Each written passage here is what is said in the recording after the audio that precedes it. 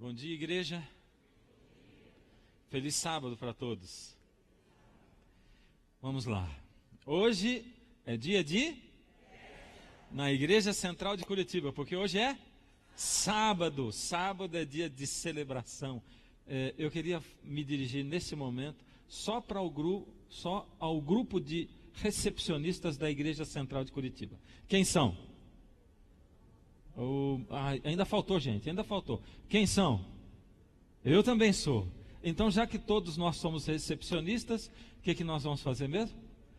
Olhar para o lado não, né? Olhar para trás e para frente e cumprimentar quem está aí. Receber, cadê? Que delícia, que maravilha. Podem fazer barulho, à vontade. Esse barulho, né? Lembre que sábado que vem é sábado da família. Então, já é o momento de você convidar o seu amigo para ir na sua casa almoçar sábado que vem.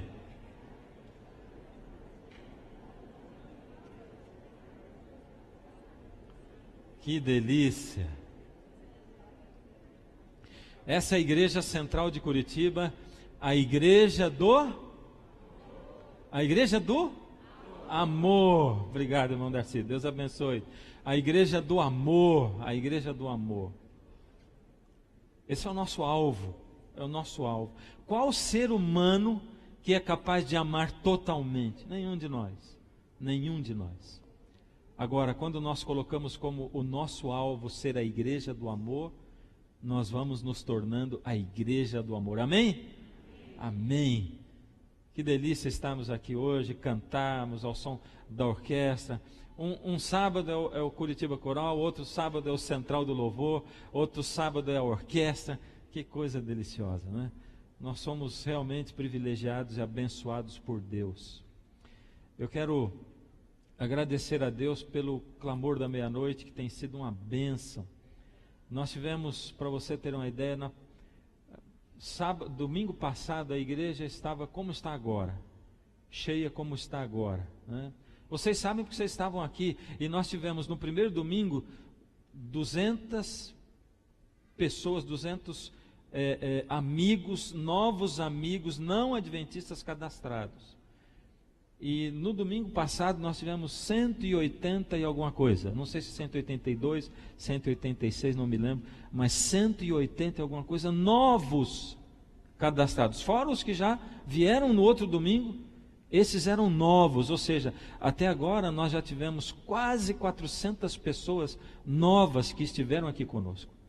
Isso é uma bênção maravilhosa. Eu tenho muito a agradecer a Deus e ao envolvimento de toda a igreja, vocês que fazem parte da equipe de Anjos da Guarda, Recepção, Clamorzinho, equipe de música, diáconos e diaconisas, todos os que estão participando da equipe, o Ministério de Oração, todos esses ministérios têm estado presentes, e principalmente o Ministério da Recepção, que somos todos nós. Por isso as pessoas vêm aqui e se sentem bem, porque quando elas sentam aí, elas são cumprimentadas por você, são abraçadas por você. Como eu disse agora há pouco, o sábado que vem é sábado da família. Vamos falar de novo? Sábado da família. Sábado que vem, a partir da sexta-noite, não tem reunião nenhuma. Não, se alguém esqueceu e convidou, desmarca. Não tem reunião nenhuma. Sexta-feira, não tem ensaio, nem sábado. Também não, nem reunião, nada. Para quê? Para você estar com a sua família. Mas não se esqueça, nós temos pessoas aqui que não têm familiares aqui em Curitiba e nem na igreja. Então você convida para fazer o pôr do sol na sua casa na sexta-noite, convida para almoçar no sábado. É dia da família e igreja. Você entende? Tem que convidar agora para sábado que vem, para você se preparar, comprar o glúten a mais, a coisa lá, né? Bom, o Senhor Deus nos deu essa alegria e esse prazer de sermos todos chamados irmãos em Cristo. É por isso que eu tenho vontade de cantar. Eu vou pedir para colocar de novo, eu estou pegando de surpresa, quem sabe, vamos fazer o seguinte, sem letra nada, vamos cantar só o coro dessa música. Mas até então eu seguirei cantando Até então. Amém. Até o dia da vinda de Jesus. Até o dia em que a... Que coisa. E ouça Deus. Bem bonito.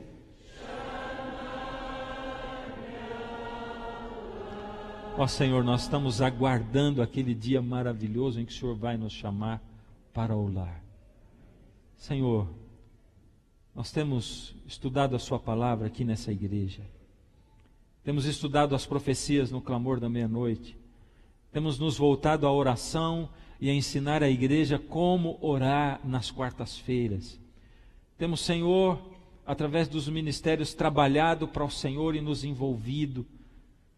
Mas nós precisamos, Pai, do poder do Seu Espírito Santo. Precisamos, Senhor, da chuva temporã que cai cada dia, do batismo diário do Espírito. E precisamos desesperadamente, Pai, da chuva serôdia, a plenitude, o refrigério do Espírito sobre nós. Pai, individualmente, como igreja, nós precisamos disso. Toma-nos nas Suas mãos, guia-nos com a Sua graça. Fala conosco agora, nesse momento, em nome de Jesus. Amém. Muito bem, hoje nós vamos continuar a nossa série. A série de domingo é Armagedon e a série do sábado de manhã, a sétima igreja. A sétima igreja. Abra sua Bíblia, Apocalipse capítulo 3. Apocalipse capítulo 3.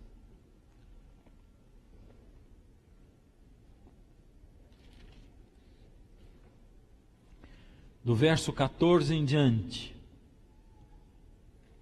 onde diz: ao anjo da igreja em Laodiceia escreve: estas coisas diz o Amém, a testemunha fiel e verdadeira, o princípio da criação de Deus. Quem é o Amém, a testemunha fiel e verdadeira, o princípio da criação de Deus? Vamos conversar, igreja? Quem é? Fraco. Vamos conversar? Quem é? Jesus. É bom porque a gente se comunica. Nós ficamos ativos, vivos na comunicação da palavra, na ministração da palavra. O Senhor Jesus é o Amém. E o Senhor Jesus inicia a carta à igreja de Laodiceia dizendo: quem está dizendo essas coisas sou eu, o Senhor Jesus. Eu sou o Amém, eu sou o fim, eu sou o princípio e sou o fim. Eu sou o princípio da criação de Deus, aquele que recria você.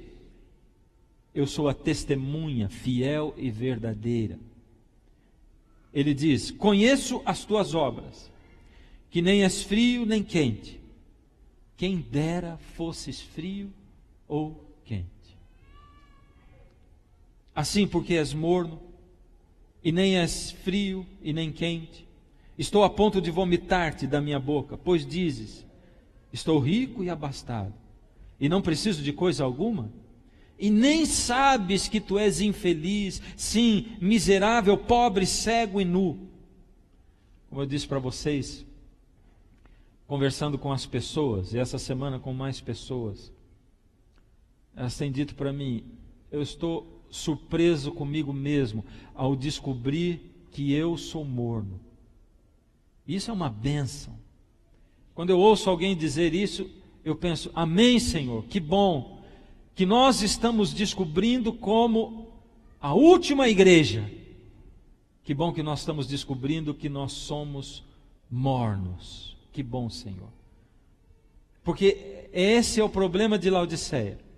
É que Laodiceia acha que não é morna. Ela se acha quente. Por isso, ela não atenta para as palavras. E eu disse no primeiro dia, e quero repetir para você: o Senhor tem impressionado o meu coração fortemente, profundamente, aguçadamente, porque essa mensagem, e vocês vão ver conforme ela avança, conforme nós vamos tomando conhecimento da amplitude dessa mensagem, essa mensagem é a mensagem mais importante para essa igreja, para mim e para você hoje, nos dias de hoje, nos tempos que nós estamos vivendo. Essa é a mensagem mais importante. Você vai entender o porquê, à medida em que a mensagem avança, à medida em que conhecemos. Aconselho-te que de mim compres ouro refinado pelo fogo para te enriqueceres, vestiduras brancas para te vestires, a fim de que não seja manifesta a vergonha da tua nudez, e colírio para ungires os olhos, a fim de que vejas. Na semana passada nós chegamos no... Onde mesmo? Sábado passado, sobre o que nós estudamos? Acho que eu vou ter que pregar de novo o da semana passada. Foi sobre o quê? O ouro. Sobre o ouro. Você lembra que nós falamos a respeito das provações? Das provações, de como Deus dirige a nossa vida. Essa semana eu li um texto maravilhoso onde ela dizia o seguinte, a autora, ela dizia que quando o pecado entrou no mundo e toda a natureza e o ser humano se contaminaram, Deus colocou ali, deixou ali os espinhos, abrolhos, para através deles e das provações poder fazer com que nós retornemos para Ele. As provações, tão temidas por todos nós, tão valorizadas por Deus e tão úteis para nos levar de novo e nos conduzir a Deus. Mas o Senhor diz: aconselho-te que de mim compres vestiduras brancas para te vestires, a fim de que não seja manifesta a vergonha da tua nudez. O que seriam as vestiduras brancas para cobrir a minha nudez? O que são elas? Alguém sabe? A justiça? Justiça de Cristo? É isso? Então vamos ver biblicamente, em Isaías 61:10. Regozijar-me-ei muito no Senhor. A minha alma se alegra no meu Deus, porque Ele me cobriu de vestes de salvação e me cobriu com o manto da justiça. O manto da justiça são as vestes de salvação. Manto de justiça, como noivo que se adorna de turbante, como noiva que se enfeita. Então a resposta de você está certa.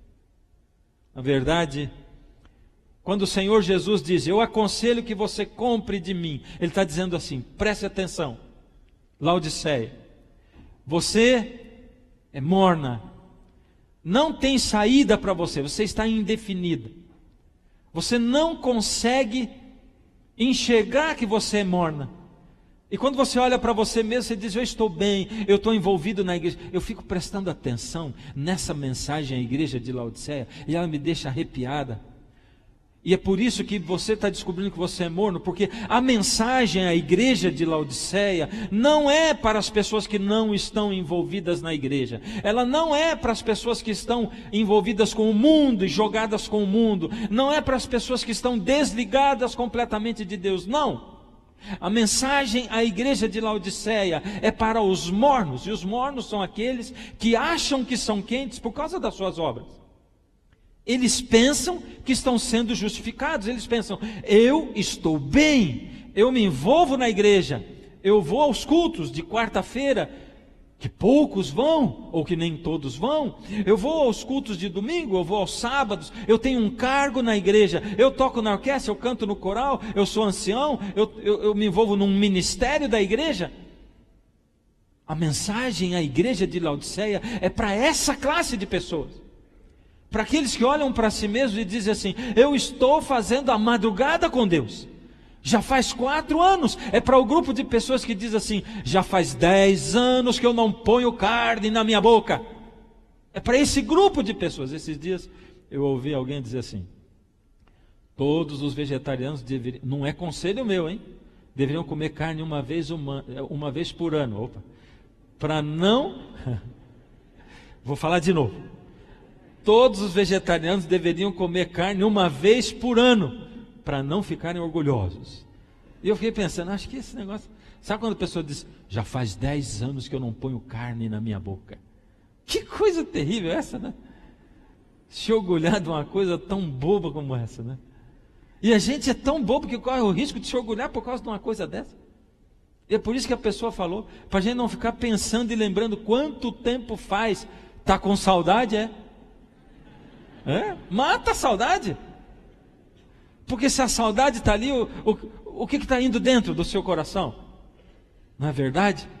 Então assim, a mensagem para a igreja de Laodiceia é diretamente para mim, e eu levo o maior susto quando eu descubro que eu sou morno, e se eu não descobrir que eu sou morno, pior ainda, porque aí essa mensagem não serve para mim. O Senhor quer me cobrir com o seu manto de justiça. A justiça de Cristo é as vestiduras brancas. Agora tem dois tipos de justiça. Isso aqui é coisa de teologia.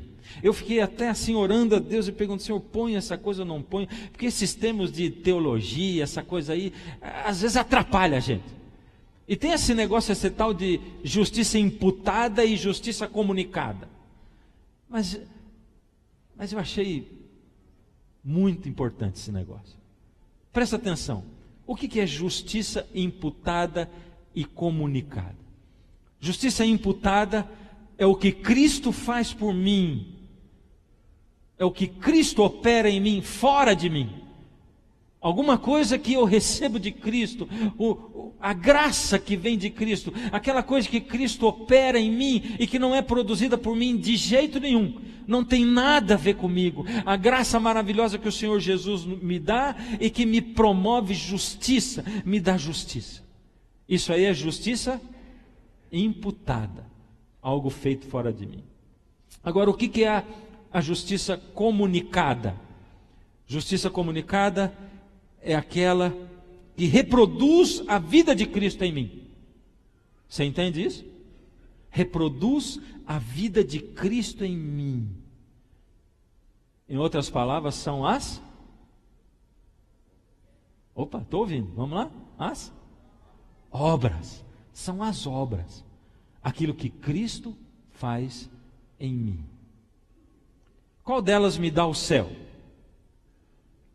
Aquela que Cristo faz fora de mim e produz no meu coração? Ou aquela que produz, faz com que eu produza obras? A primeira ou a segunda? Primeira ou segunda? Qual delas me dá o céu? Quem acha a primeira? Levanta a mão. Ih, já estou vendo que um monte de gente não vai nem se comprometer. Quem acha a primeira? Levanta a mão. Quem acha a segunda? Quem acha as duas? É a imputada. O que Cristo faz por mim, não as duas. Presta atenção. Sabe quando o Senhor Jesus diz assim: arrepende-te. Ele diz aí na carta à igreja de Laodiceia, ele diz: arrepende-te. Arrepende-te do quê? Ele diz: arrepende-te da tua justiça própria. Esse é um problema, é o problema central da carta à igreja de Laodiceia. Sabe qual é o problema?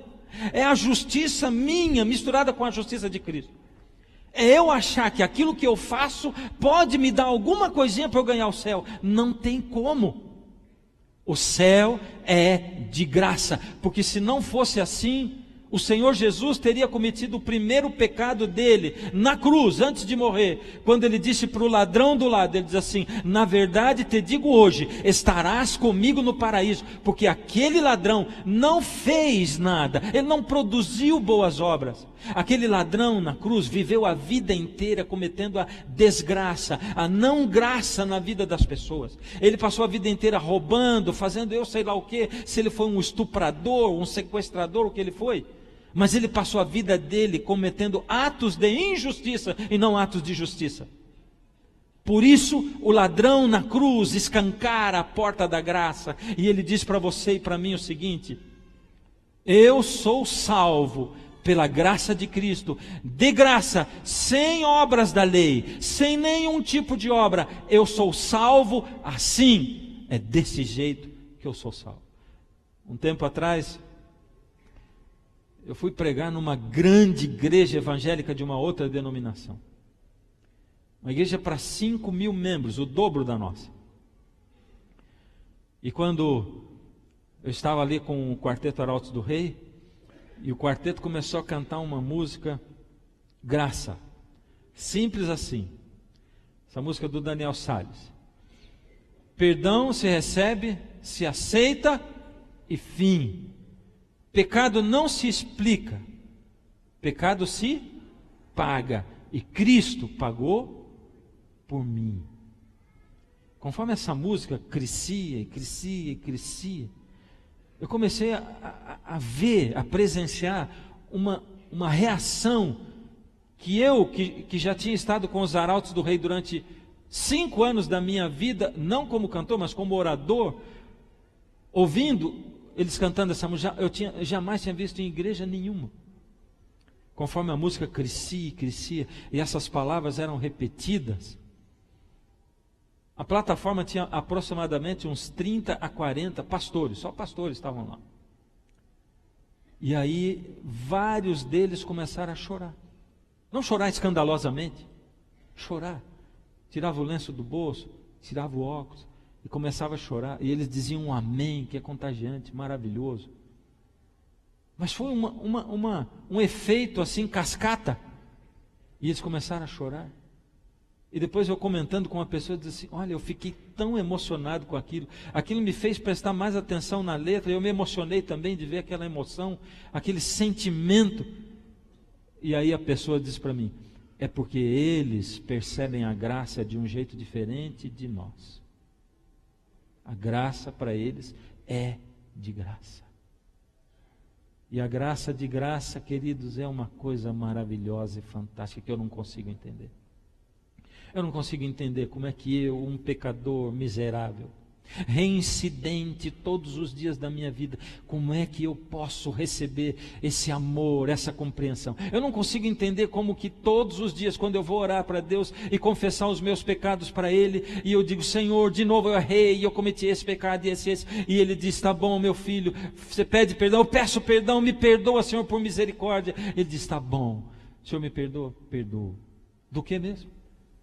E eu tenho que repetir para Ele, e quando eu acabo, ele diz, perdoo, do que mesmo? Ele não lembra mais. Isso é graça. Graça. Eu não posso produzir nada na minha vida. Não são os dois tipos de justiça que me salvam. Um só tipo de justiça. Vamos comigo em Romanos 9. Romanos 9, versos 30 e 31. Romanos 9, 30 e 31. Que diremos, pois? Que os gentios que não buscavam a justificação vieram a alcançá-la. Todavia, aqui decorre da fé. Os gentios que não buscavam a justificação alcançaram a justificação. Qual justificação? Aquela que vem da fé. E Israel, que buscava a lei de justiça, não chegou a atingir essa lei. É incrível. E quando é dito no Espírito de Profecia que a igreja de Laodiceia é principalmente a igreja adventista do sétimo dia, eu consigo entender o porquê disso. Porque nós ainda estamos buscando a justificação pelas obras. Eu ainda acho que essas coisas vão me justificar. E eu acho modelos de justificação diferentes. Como eu disse outro dia, eu crio para mim leis e regras novas, me avalio pelas regras que eu crio e me absolvo. Esse é que é o pior. Eu crio as minhas regras, me julgo por elas e digo, eu estou bem, eu estou bem. O Senhor já me absolveu. E nós temos hoje, por exemplo, não só a justificação pela madrugada, como pela obra, mas pela madrugada também. Você já viu a justificação pela madrugada? É o pessoal que acorda toda madrugada e diz assim, como eu acordo na madrugada e oro, eu estou salvo. É isso. O problema não é o que eu faço, mas é o porquê eu faço as coisas. Não há nada nesse mundo que possa me dar salvação, que possa comprar para mim a salvação. Por isso o Senhor Jesus diz, arrepende-te da tua justiça própria, de deixar Jesus do lado de fora batendo na porta. Por isso Provérbios 1:32 diz, os nécios são mortos por seu desvio. E aos loucos, a sua impressão de bem-estar o leva à perdição. Impressão. Você vê que essa coisa da impressão de bem-estar, quem sente essa impressão de bem-estar é chamado de quê mesmo? De louco. Louco. Enquanto eu não entender que eu preciso desesperadamente da justiça de Cristo sobre mim, eu não vou conseguir nada. O homem foi originalmente dotado de nobres faculdades e de uma mente equilibrada. Quando ele foi criado por Deus, ele era um ser perfeito, estava em harmonia com Deus. Seus pensamentos eram puros, seus desejos eram santos. Mas por causa da desobediência, a sua mente se tornou pervertida. E o egoísmo suplantou o amor. Por causa da transgressão, do primeiro pecado lá, a natureza do homem se tornou tão enfraquecida que ele, por sua própria força, não mais conseguiria resistir ao poder do mal. Você consegue entender isso aqui? Esses dias, esses tempos atrás, desde uns 6, 8 meses para cá, de 8 meses para cá, eu tenho estado numa luta muito grande com Deus.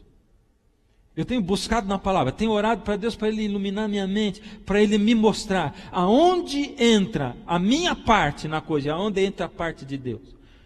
Eu preciso entender, sabe por quê? Eu já ouvi um monte de sermões, eu já estudei o assunto, eu já preguei sobre o assunto, mas eu ainda não tinha conseguido entender. Mas Senhor, onde entra? Porque quando a gente ouve isso na igreja é maravilhoso, dizer assim, Jesus salva, e você vai a Ele te dá poder, e você vai sendo santificado. Mas na prática essa coisa é diferente, pelo menos para mim. Eu tenho certeza que para você também.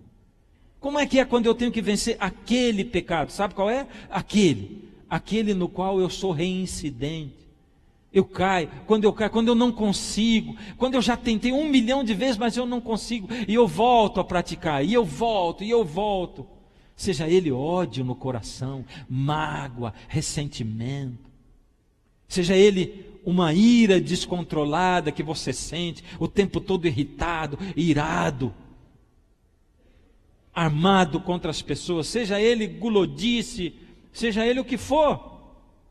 Qual é o seu pecado?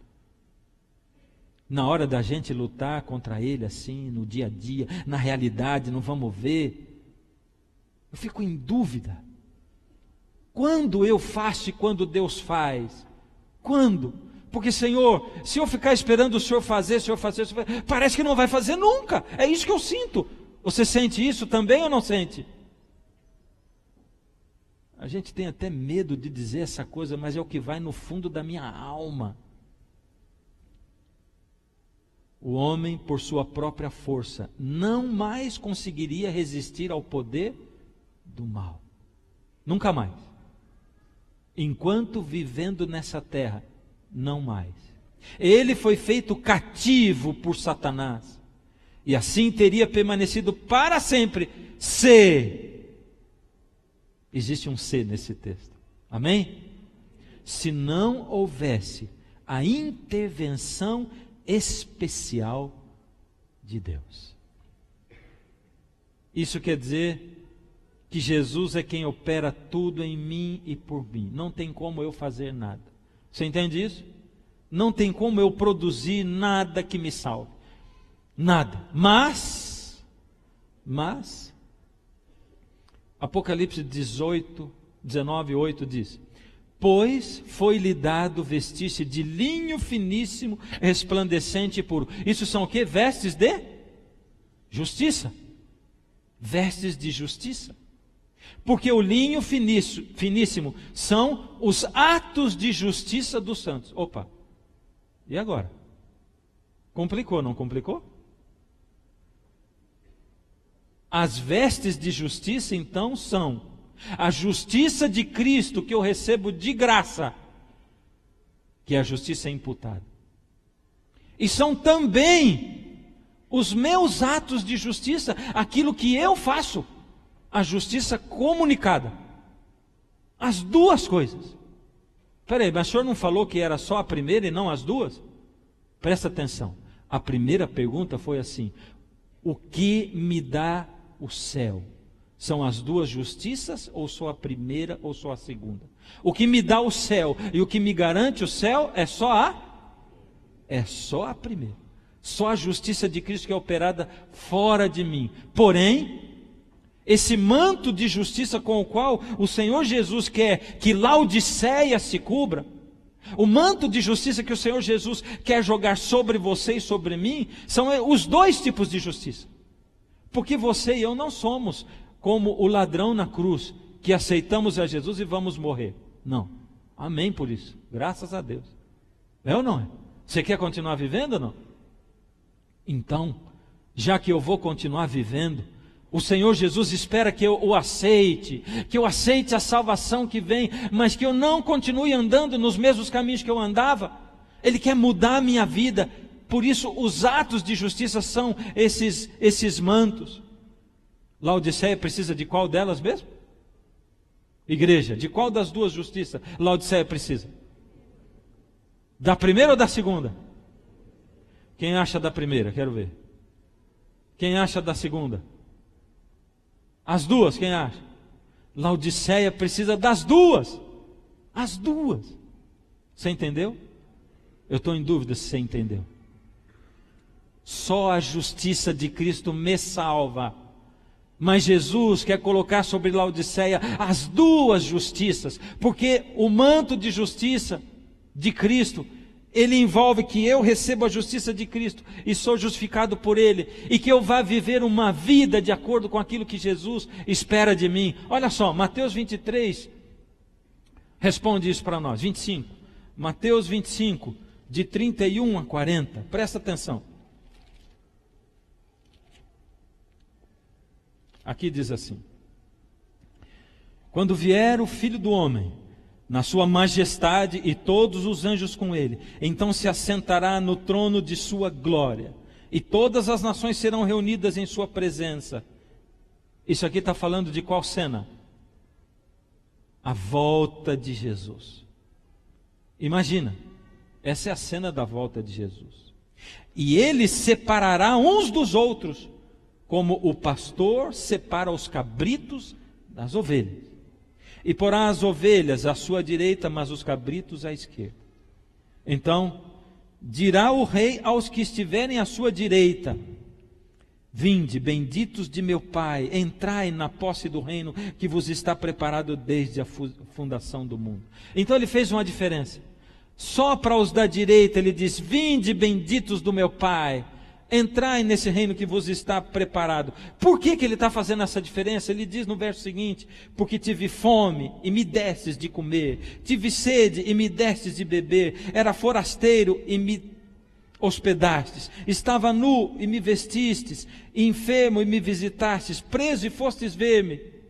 Então perguntarão os justos: Senhor, quando foi que tivemos fome e te demos de comer, ou com sede te demos de beber? E quando te vimos forasteiro e te hospedamos, ou nu e te vestimos? E quando te vimos enfermo ou preso e te fomos visitar? O rei respondendo dirá: em verdade vos afirmo que sempre que o fizestes a um desses meus pequeninos irmãos, a mim Presta atenção, igreja. Eu entendo cada vez mais por que Jesus fala isso para Laodiceia. Porque Laodiceia pensa que ir à igreja, exercer cargo na igreja e fazer madrugada garante a salvação. E Jesus está dizendo: não tem como garantir a salvação com isso. A salvação é de graça. E tem mais: quando os atos bons são produzidos na sua vida, eu produzo, e você precisa desse tipo de atos. E eu vejo, queridos, a dificuldade que nós temos em servir ao próximo, a dificuldade que nós temos em acolher o necessitado, em visitar uns aos outros. A gente não visita nem as pessoas da própria igreja quando ficam doentes, em visitar os interessados. Que dificuldade você tem em se envolver com as pessoas que se assentam aqui e que se batizam, recém-batizam, os nossos bebezinhos na fé. Que dificuldade a gente tem em atender ao próximo, em buscar, em atender e em levar o lanche. Que dificuldade nós temos em ter voluntários trabalhando e se envolvendo. E Jesus está dizendo assim: por misericórdia, Laodiceia, se você não estiver envolvida, trabalhando, você vai se perder. E sabe, esse se perder não é porque você não praticou boas obras, é porque você não manteve o seu coração aquecido. O amor de Jesus não estava ali. O amor do Senhor Jesus não foi colocado em você. Eu vou dizer para você, para a gente entender melhor. Eu recebo a salvação de graça. A partir daí, Jesus me salvou. Independentemente das minhas obras, ou de eu ter praticado alguma obra boa ou má. Só que agora, eu preciso receber o caráter de Cristo em mim. Se você pudesse traduzir todas as atitudes e gestos e palavras de Jesus quando ele esteve aqui em uma palavra, que palavra você usaria? Você nem pensou. Amor. Isso é o que traduz a pessoa do Senhor Jesus. Por isso a pergunta de Laodiceia é assim: Senhor, quanto eu estou amando ao próximo? Pergunta isso para você todo dia. Você se pergunta: quanto eu amo ao meu próximo? Quanto eu amo ao meu irmão? Quanto eu amo ao meu patrão, ao meu empregado? Quanto eu amo aquele que me ama ou que não me ama? Quanto eu amo o Senhor? Quanto de amor existe na minha alma? Porque se o amor de Jesus não está em mim, eu não posso dizer Cristo vive em mim. Esta ainda é a condição do coração não renovado. Qual é a condição? Aquilo que ela falou antes: escravo do pecado. Ele não está em harmonia com Deus, nem demonstra satisfação ao relacionar-se com Ele. Você já sentiu isso na sua vida? Você ouve o pastor pregar, você precisa se relacionar com Deus, ficar na presença de Deus, mas você não sente satisfação nisso, não sente prazer nisso. Você não sente prazer nem em vir à igreja, e o pastor fica falando: olha, porque Jesus espera que você cometa atos de justiça, que você ame mais. Você diz: mas eu não consigo, isso não está em mim, eu não consigo. Eu não tenho satisfação com isso, eu não tenho prazer nisso. Aí ela diz: o pecador não consegue ficar feliz na presença de Deus e evita a companhia dos seres santos. Os seres santos são os anjos, mas ele evita a companhia dos irmãos da igreja também. O pecador se sente incomodado, por isso ele não tem tanta vontade de ir à igreja, por isso ele não vê a hora do sábado acabar, para ele começar as coisas que estão ligadas com o mundo. Se lhe fosse permitido entrar no céu, nem lá haveria felicidade para o pecador. Meu Deus, então esse é um motivo de preocupação muito grande. Sabe por quê?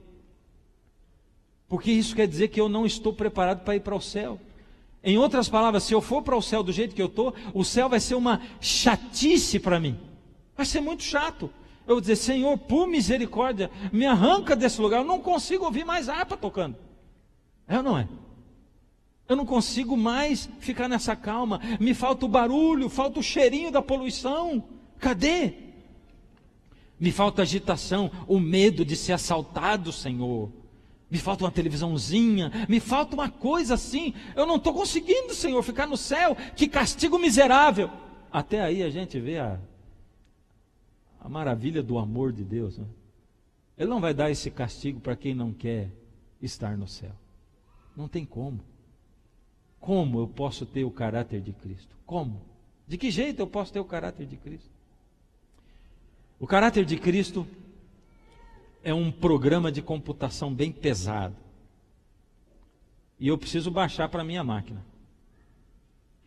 E quando eu começo a baixar esse programa, eu fico olhando aquela barrinha, um mês, passou 5 meses e ela não sai do 1%, está ali parada. Para eu poder baixar esse programa chamado Caráter de Cristo, eu preciso estar conectado. Se eu desconectar, desastre, vou ter que começar de novo. Então, eu preciso estar conectado. Estou conectado, aí eu começo a baixar o caráter de Cristo para a minha vida. Interessante. Quanto tempo vai levar para baixar esse programa todo na minha vida? Quanto tempo leva? Eu fiquei pensando, será que leva a vida inteira? Porque diz que a santificação é obra de uma vida inteira. Eu não posso acreditar nisso. Eu acho que, porque isso é uma alegoria, que ele abaixa antes de uma vida inteira. Só que quando eu acabei de abaixar, aparece uma mensagenzinha assim, pum, você precisa fazer um upgrade. Aí você tem que começar de novo para poder fazer o upgrade, que tem o tempo todo. Aí esse negócio do upgrade é todo dia. O upgrade leva um dia para fazer. Você faz o upgrade aquele dia, no outro dia tem outro upgrade, e no outro dia outro upgrade, e no outro dia outro. E você fica fazendo upgrade todo dia. Tem que estar ligado, tem que estar baixando o caráter de Cristo, esse programa de comunicação na vida da gente, para que isso seja incorporado. E quando eu baixo o caráter de Cristo para a minha vida, aí vai crescendo o amor, aí a coisa vai acontecendo. Presta atenção. Por nós mesmos é impossível escapar do abismo de pecado em que estamos afundados. Nosso coração é mau e nós não podemos mudá-lo, não tem como mudar. Quem da imundície poderá tirar coisa boa? Coisa pura? Ninguém. O pendor da carne é inimizade contra Deus. A educação, a cultura, o exercício da vontade, o esforço humano, todas essas coisas têm a sua importância, mas nesse caso não tem poder para mudar a situação. Está falando aqui exercício da vontade, esforço humano. Sabe de uma coisa? Deus é tão justo. Tem gente que tem força de vontade maior que os outros, não tem? Você ouve histórias de quem deixou de fumar. Um diz assim, eu decidi e nunca mais pus um cigarro na minha boca. Aí você ouve o outro que diz assim, eu levei 10 anos para largar de fumar. Se colocar um do lado do outro, você é capaz de olhar para um e dizer assim, esse que no mesmo dia você diz assim, esse é ponta firme. E você olha para o outro, frouxão. É ou não é? A gente fica julgando as pessoas. Cada um é de um jeito. Cada um tem deficiências e valores em áreas e pontos diferentes. E Deus não poderia privilegiar aquele que tem maior força de vontade, exercício da vontade, de esforço humano, e dizer assim, esse vai ganhar o céu. Por isso que a salvação independe disso. É porque Cristo é quem tem que operar em mim. Só o Senhor Jesus pode fazer isso na minha vida. Mas a grande pergunta é assim, como? Como Ele pode operar isso na minha vida? Esse tem sido o meu desespero, que eu falei para vocês, né? A minha angústia de alma. Sabe por quê?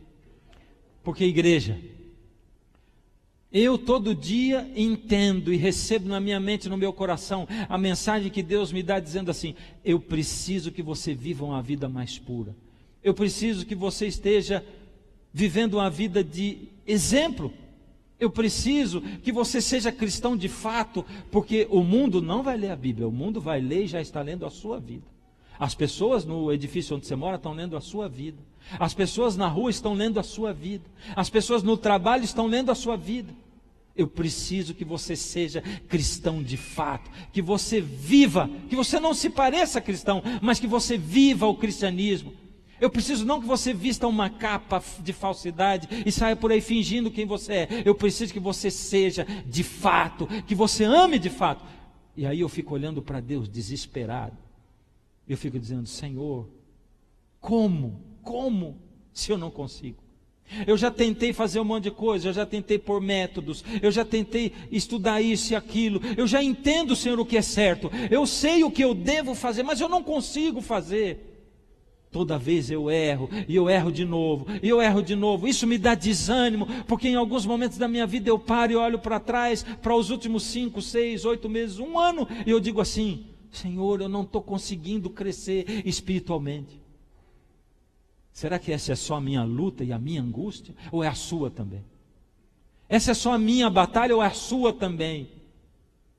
É por isso que a mensagem à igreja de Laodiceia é para a igreja de Laodiceia, é para os mornos, não é para os frios, os gelados, é para os mornos. Porque os frios não são capazes de sentir nem essa necessidade.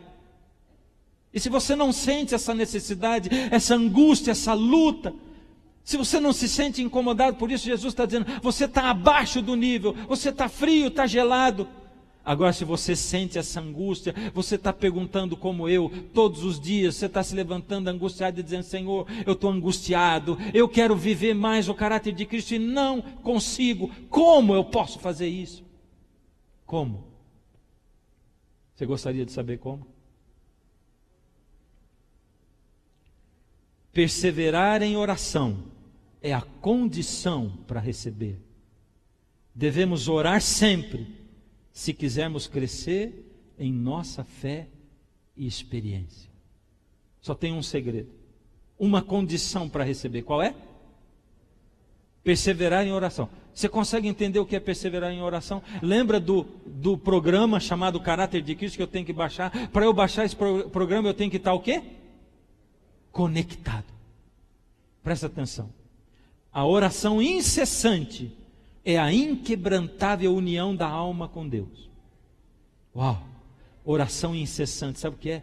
Ligado o tempo. Aí você lembra de João 15, a videira e os ramos. Para que a vida que vem de Deus flua para a nossa vida, e da nossa vida, pureza e santidade fluam de volta para Deus. Ah, estou arrepiado.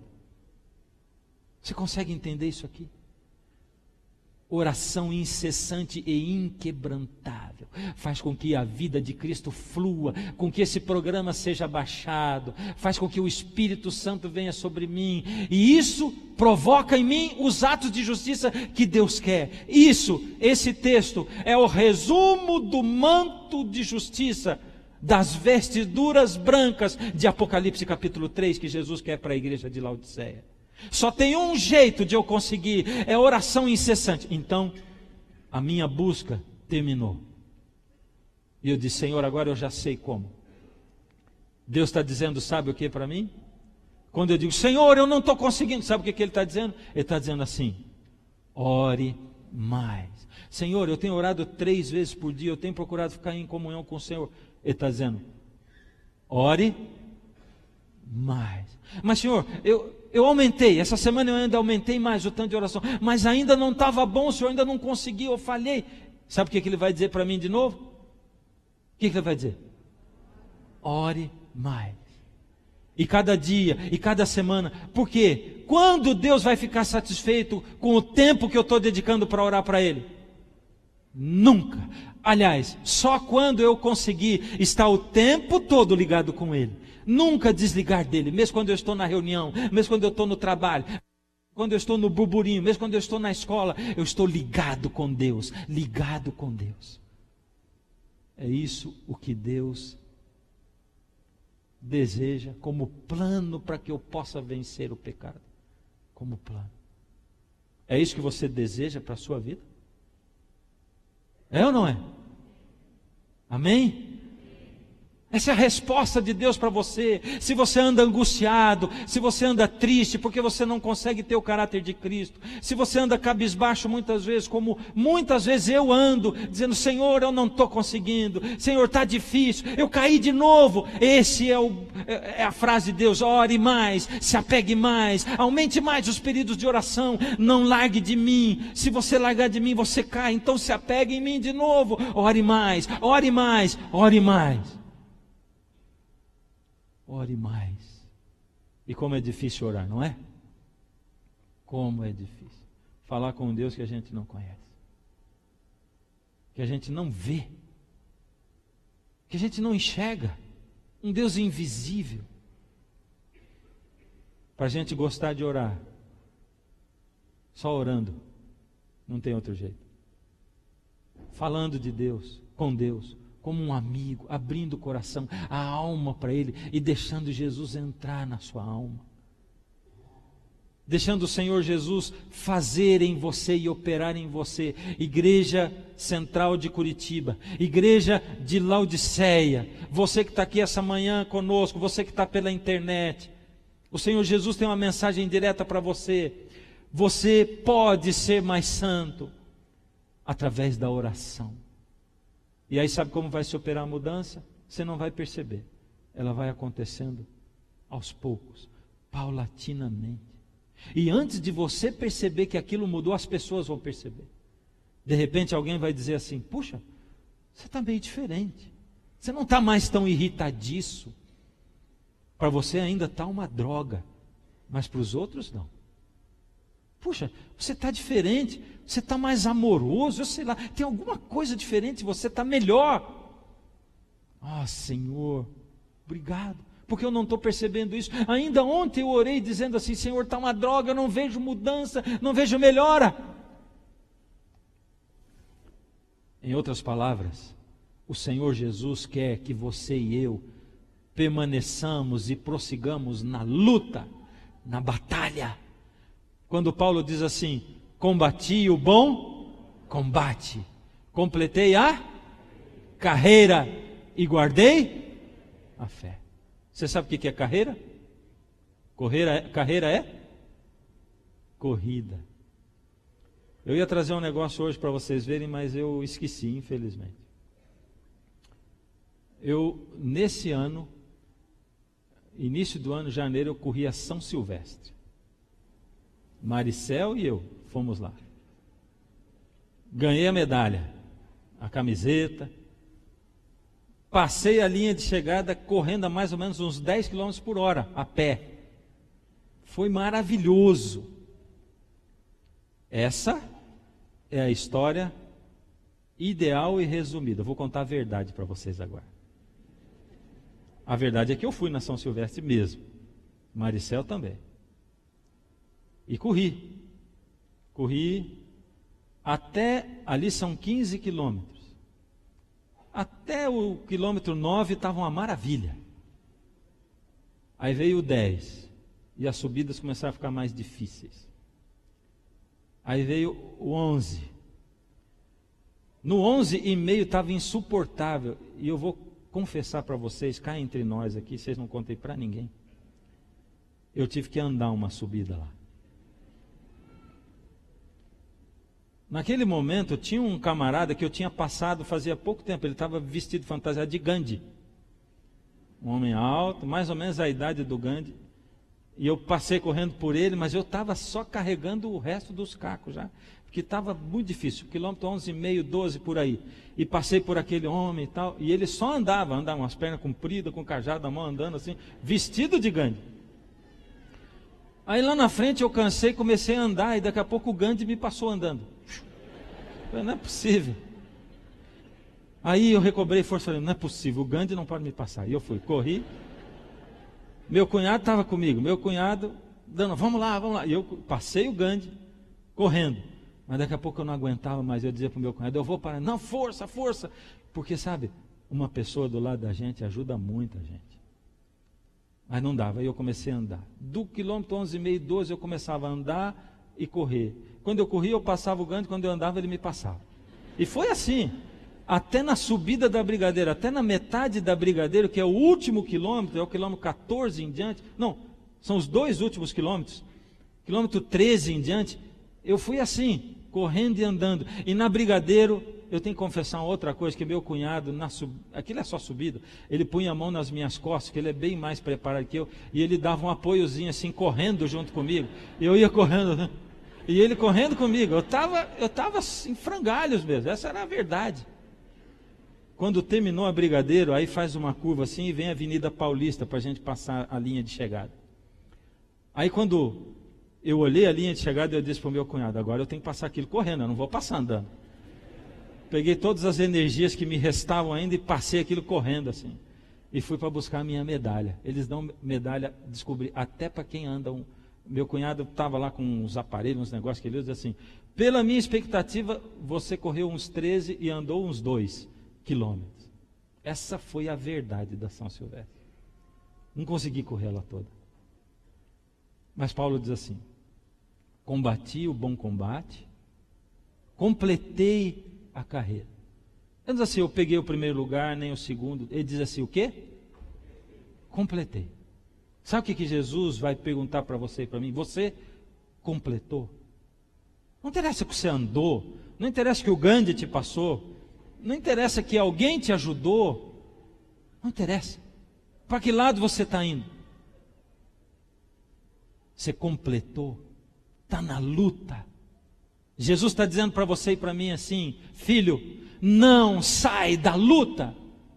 Ele não vai perguntar se você está no último degrau da escada ou no primeiro. Ele vai perguntar para que lado você está indo da escada. Você está indo para o lado que sobe ou para o que desce? Senhor, eu ainda estou parado aqui, mas para que lado você está virado? Eu estou virado para o lado que sobe, mas eu subi 2 degraus até agora. Não interessa, eu estou te dando força. Essa escada é só por minha força. Sobe mais um e vai mais um. E Jesus diz que essa escadaria leva a vida inteira para você subir. Por isso, quando você estiver subindo essa escadaria, Jesus voltou, você morreu, Ele vai perguntar para que lado você estava indo. Você completou? Você foi? Pelo menos você chegou. E eu lembrei de uma imagem que tem nas Olimpíadas, de uma mulher, uma Olimpíada antiga, que chega numa maratona, ela entra no estádio já se arrastando quase, e o povo tenta socorrer aquela mulher, ela vem quase se arrastando, e ela não deixa ninguém mexer. Você lembra dessa imagem? Completei a carreira. Esse sou eu chegando na São Silvestre. Essa é a vida cristã que nós temos. Jesus quer que você esteja na luta, na batalha, correndo. Completei a carreira e guardei a fé. Ele vai ficar como o meu cunhado ali do lado, te dizendo: vamos lá, você se esforçou esse ano, você treinou, vamos lá, você pode. E nos momentos, quando tiver a subida difícil, Ele põe as mãos nas suas costas. A minha vara e o meu cajado te consolam. É isso. Queridos, Jesus quer dar essa ajuda, mas para isso, você tem que estar na corrida. Não pode estar do lado de fora. Tem que estar na corrida, na pista. Ele quer saber se você completou. Para completar, tem que estar na corrida. Você quer receber esse poder de Deus? Ore. Fica com a mão para cima. Então, ore. Fecha os olhos. Senhor, quero orar mais, Pai, me ajuda. Quero estar ligado ao Senhor o tempo todo, oração incessante, Pai. Isso eu peço em meu nome, em nome dessa igreja, Pai. Nós precisamos do batismo do Seu Espírito para isso. Toma-nos nas Suas mãos. Nos fortalece e nos dirige, Senhor. Entregamos ao Senhor agora, Senhor, o nosso coração. Ó Senhor, entregamos a nossa vida, em nome de Jesus. Você vai ouvir uma música agora. E hoje eu quero fazer um apelo diferente. Enquanto a música vai tocar, você vai orar e vai fazer uma entrega pessoal. Não adianta eu orar daqui da frente. Eu vou pedir para ninguém sair, nem dos departamentos infantis, não acabou o culto ainda. Então você faz a sua entrega pessoal. Pessoal. E eu quero orar com você no final da música também. Enquanto a música toca, você fala com Deus e diz: Senhor, me mantém ligado no Senhor.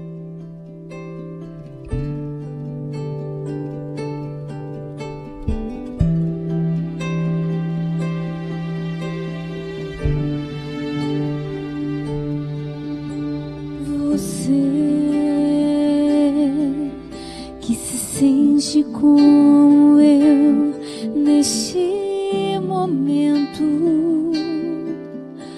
com medo de estar longe de Jesus, com medo de negar a sua cruz. Você que olha em volta e não pode abandonar os brilhos que se apagam, os ecos que se perdem, valores que não podem perdurar. Você muita falta de Jesus, mas sente estar tão longe que não pode mais voltar. Você que, como eu, não sabe como abandonar tudo aquilo que e o afasta de Jesus. Saiba que Jesus te aceita onde começar. Vai até o infinito lhe buscar. Dá abrigo para que possas te salvar. Seu amor não mede altitude nem distância, ultrapassa os pecados e o alcança. Com ternura o convida a voltar. Jesus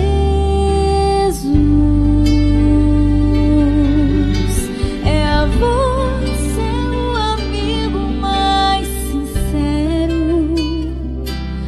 Com ele a vida sempre toma o rumo certo. Com ele as dores já não doem tanto assim. Jesus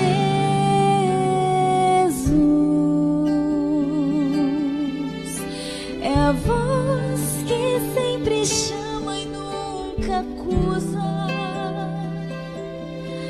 É o braço aberto que nunca recusa. É o peito onde você vai se encontrar. Repousa.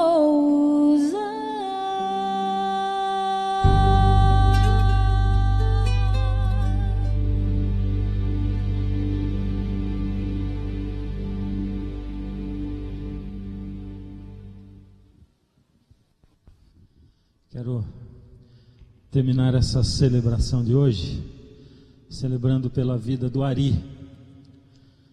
Ari, você frequenta essa igreja há quanto tempo que você está vindo aqui? Eu acho, né, que a igreja aqui, né, de repente, eu conheço a igreja aqui, né, desde o tempo da igreja antiga, né, eu estudei, né, de repente, muito tempo, né, para mim ter um pouco de coragem, né, de repente eu tive que comer, pedra, né, de repente, para mim conseguir, né, engolir o povo, né, daqui de dentro, né, porque eu tenho que contar com quem está aqui dentro, né, e não com quem está lá fora, né.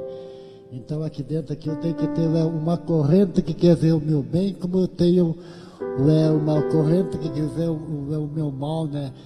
Lá dentro do boteco, né, de repente lá do canja de viola, de repente um monte de coisa, né. E hoje pode ser disso que eu sou a pessoa, né, que as pessoas antigas aqui, né, de repente me conhecem.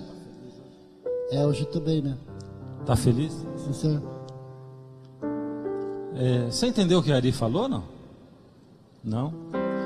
Você mora onde, Ari? Eu, por exemplo, eu era a pessoa que...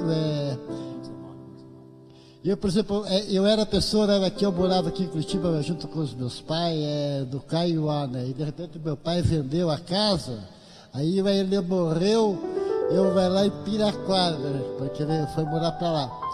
Aí de repente aí meus pais, né, me abandonaram, né, e hoje eu moro na rua, né. Mas eu tenho certeza que eu não estou na rua, né? Eu estou junto com vocês, né? Eu tenho certeza porque que se eu estou aqui hoje, né? Porque eu tenho fé, de repente, naquilo que eu digo, né? E não o que as pessoas pensam, porque a fé sem obra, né? Ela é morte, né? Mas eu tenho que contar com quem está vivo, né? Porque com quem já morreu, né? Porque morto não fala, né? E cego não escuta.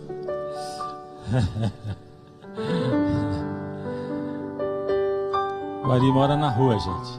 O Ari mora na rua. E ele frequenta aqui desde a igreja antiga, ele falou.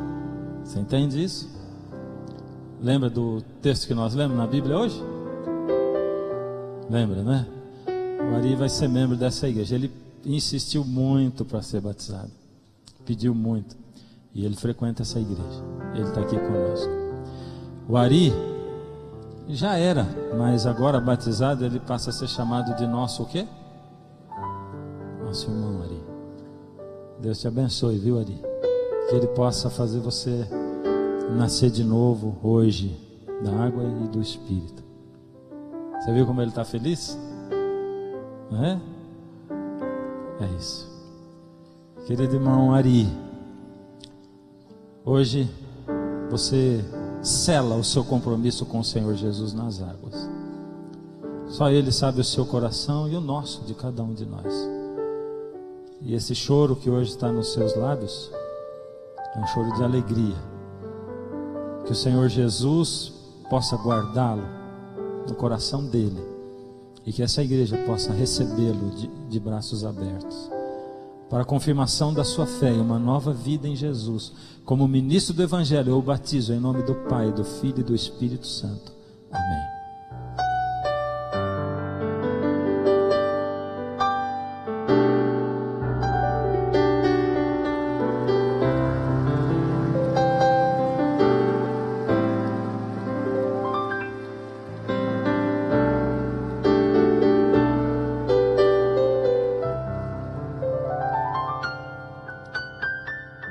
Recebeu a confirmação de Jesus durante a música? Recebeu? Na saída, cumprimenta o Ari, abraça ele, deseja para ele um feliz sábado e uma nova vida em Jesus. E faz isso como o início de uma nova vida com Jesus, para você também. Amém.